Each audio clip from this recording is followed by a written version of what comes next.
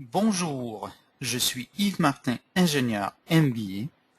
Aujourd'hui, nous vous parlerons de la supervision active. Vos superviseurs sont-ils efficaces? Probablement pas. Pourquoi? Parce qu'un tiers du temps est gaspillé. Deux causes expliquent 75% des pertes de temps des employés de production. 1. Planification et contrôle insuffisant. 2. Supervision inappropriée. Pourquoi? Pour trois raisons. Premièrement, parce que nos superviseurs se font imposer toutes sortes de tâches administratives à non-valeur ajoutée.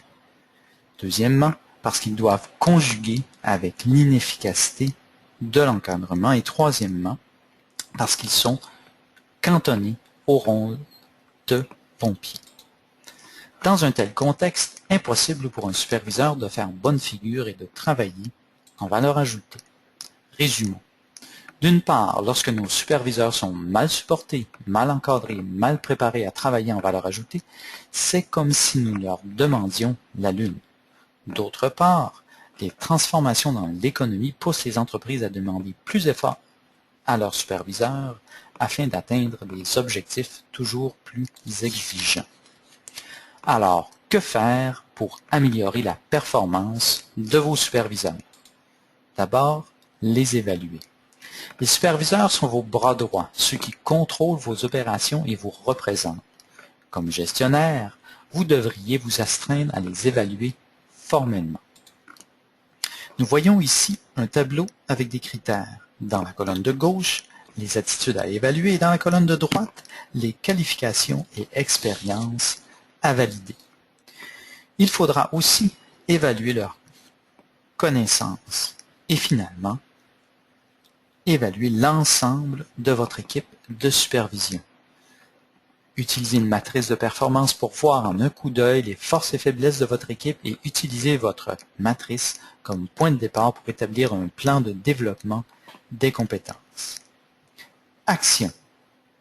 Former et accompagner. Un superviseur a beaucoup plus de chances, lorsqu'il est formé et accompagné professionnellement, de développer de nouvelles habiletés de gestion et de les utiliser régulièrement. Former pour développer les compétences et accompagner pour réaliser un projet. En ce qui a trait à la formation, voici les thèmes les plus pertinents. 1. Comprendre le rôle du superviseur. 2. Superviser dans le feu de l'action. 3. Contrer le négativisme. 4. Gérer activement. Et 5. Maîtriser de nouveaux outils. Et ici, les points à couvrir en relation avec le rôle du superviseur. Le superviseur cherche le respect et non l'amitié.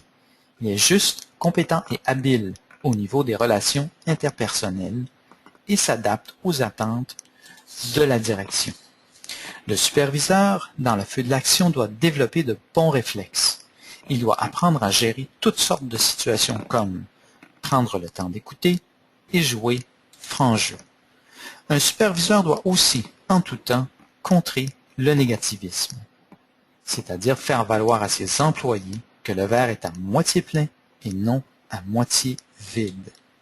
Et finalement, il doit apprendre à gérer activement, soit intervenir dans la gestion quotidienne, informer les employés des objectifs de la compagnie, que ce soit ceux de production, des standards de qualité ou des procédures de travail.